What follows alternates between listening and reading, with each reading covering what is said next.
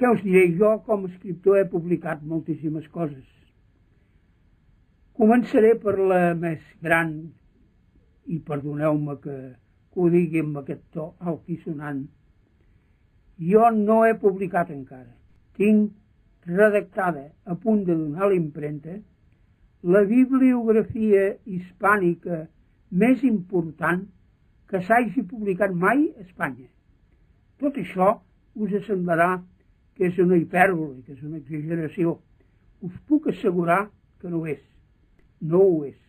És una bibliografia que en aquests moments consta de 70.000 fitxes, 70.000 títols de llibres, però que només són llibres dels segles XV, XVI, XVII i XVIII.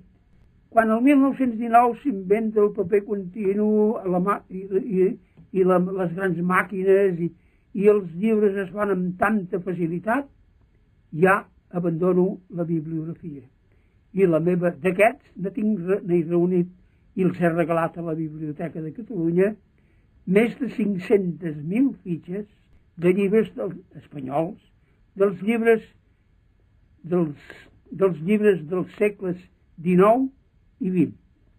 Però els del XV, XVI, XVII i XVIII formen una bibliografia que el dia que es publiqui serà sensacional. Aquesta he volgut conservar-la.